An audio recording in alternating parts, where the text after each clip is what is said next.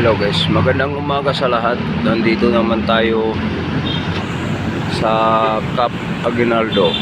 Ah, ah, magandang araw, Sabado ngayon, no? Mga kababayan, nais naman namin iparating ang aming mga hinain upang marinig sa buong mundo na dinadaan na lang namin sa social media para upang madinig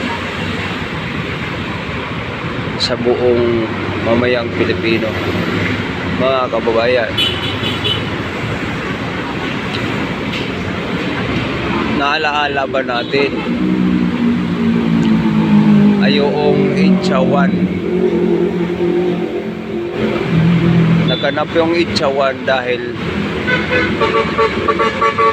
sa mga gigawain na hindi magaganda o hindi magandang pinapakita o hindi magandang asal sa nagdadala sa ating bansa. Kaya nagkakaroon ng Itchawan, mga kababayan. So, ngayon mga kababayan, babalik naman tayo dito. Magiging Itcha 3. Kaya nandito naman tayo sa Cap Aguinaldo. Sana madinig ito upang tayo ay magsama-sama na dito, mga kababayan. Kasi bumalik naman ang mga tiwali o pagnanakaw sa pira natin ng kahaw ng bayan. Walang utang na loob, mga kababayan, yung itong mga BBM, mga senador, mga kakampi ni BBM. Mga kababayan, sana magpuntahan na kayo dito. Itong panawagan namin para tayo po magkakaisa. Ginagamit ang taong bayan ni BBM para upa silang paniwalaan nga wala silang nagawang kasamaan sa ating bayan. Kaya ganon sila kagaling mangnakaw. Isipin natin, mga kababayan, nung unang pasok ng bagyo, nagkakaroon ng problema, no? Na binabaha ang buong Kamaynilaan. Sa Bicol region, ang sabi may flood control, pero wala palang flood control. Itong ginagamit nila nga termino nga maraming flood control, pero wala pala, para papaniwala sila sa tao.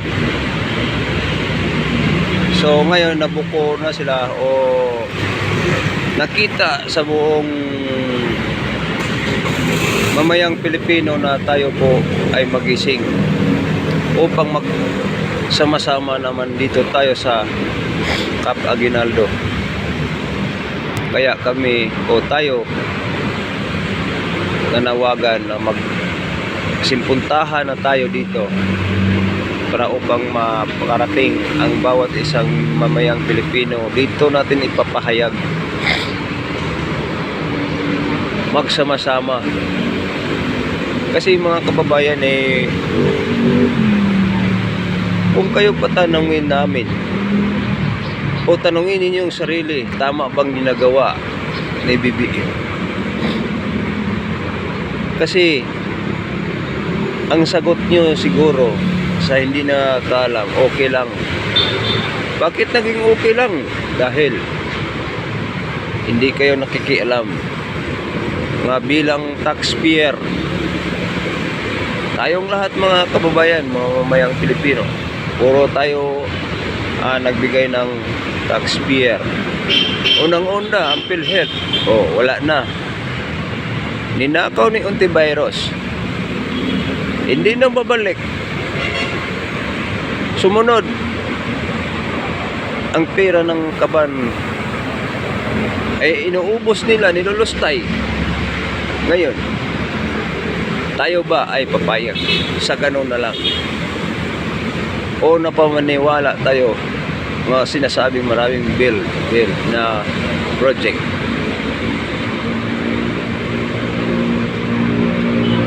Ito pa, ang kalsada natin, kahit hindi sira, sinisira. Anong sabihin na sa taong bayan, maraming bill na trabaho. Pero, ang taong nakasubaybay, kasinungalingan nilang ginagawa, sinisira nila ang kalsada, ang highway, para nga maraming makikita nila nga sa taong bayan nga ginagawa na project nila. Ito, mga kababayan, ito nga sinasabi nila kasinungalingan. O mapatunayan natin, mayroon tayong ebidensya. Dito lang sa akin, mayroon akong ebidensya.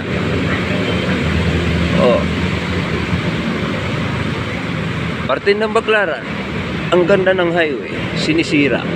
Hindi naman sira. Parteng Alabang,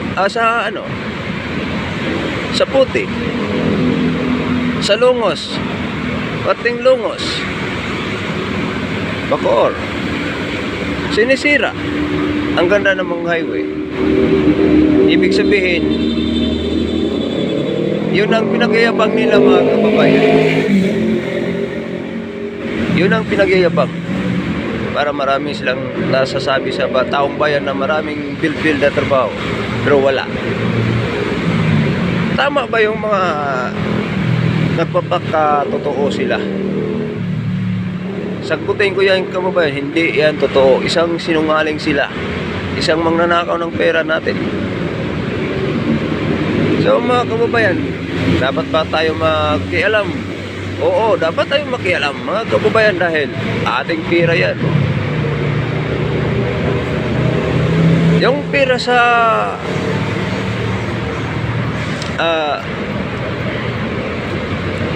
gobyerno, sa hospital, may budget yan. Nilaanan na ni Duterte nga may budget para sa mahihirap. Nga walang kakayahan nga may ibibigay sa taong bayan kung wari may magkasakit. Wala silang kakayahanan. Kasi ang gamot pa lang mahal. So, binigyan ng budget ni Duterte. Ngayon, tinanggal. Health center, wala nang gamot. Walang budget. Kasi tinanggal. Sa mga ipapanginsya, tinatanggal nila lahat para likumin nilang pera. Mabuo na hindi na mabalik sa kaban ng bayan. Nilulustay nila kung saan sila nagpunta. Banda doon, banda rito. Ibig sabihin, nagsaya sila.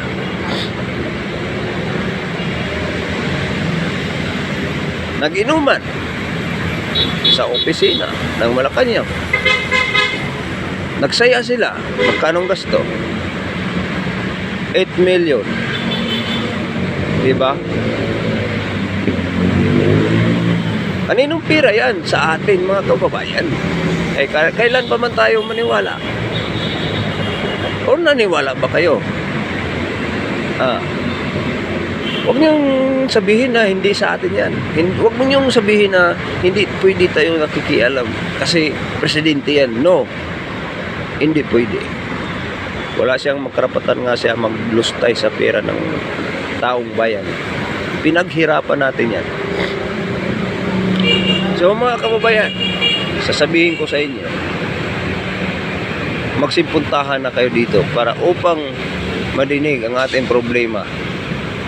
Kunwari, tayo po ay isang manakayan ng barko, di pasahero ng barko.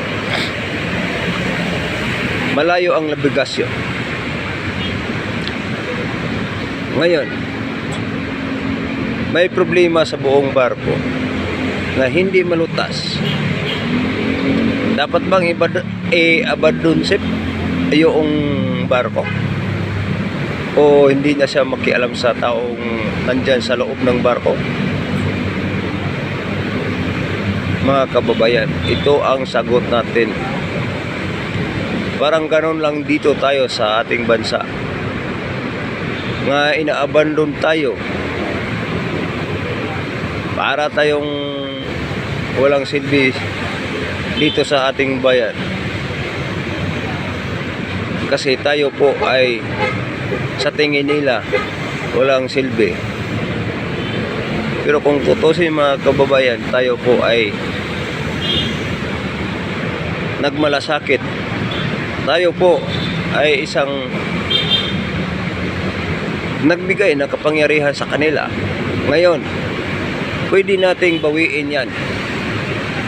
Pababain natin sila. Yung magnanakaw, nag-lose tayo sa ating pera, nagsasayang ng pera. Malaking utang ang bansa natin. Ang tanong, mayroon bang ipabayad sa atin? Pambayad. Sino nagbabayad? Ang sagot naman ito, mga kababayan, tayo rin ang nagbabayad, buong mamayang Pilipino. Isa lang ang taong nakikinabang o dalawa, mga kakampi ni BBM. Ako po nanawagan sa mga buong mamayang Pilipino, tayo po magkakaisa na dito. No? Huwag nating sayangan ang panahon. Magsama-sama na tayo. Tayo po ay magising sa upang katotohanan. Hindi tayo pwede manahimik, mga kababayan. Yung mga kababayan, tayo po ay nagbigay ng kapangyarihan. Upang tayo nagbigay ng kapangyarihan, ay tayo po rin ang babawi sa binigay ng kapangyarihan. Hindi dapat sila ay magtagal sa kapangyarihan. Abusado, mangnanakaw, walang kwentang nagdadala sa ating bansa. Walang silbi. Inuupakan-upakan na tayo. Mga kababayan, sana mapansin ito, itong vlog namin dito sa Facebook, YouTube, para marinig nyo o maramdaman ninyo ang mga mamayang Pilipino. Maraming salamat. God bless. Mabuhay. Magpuntahan na kayo dito.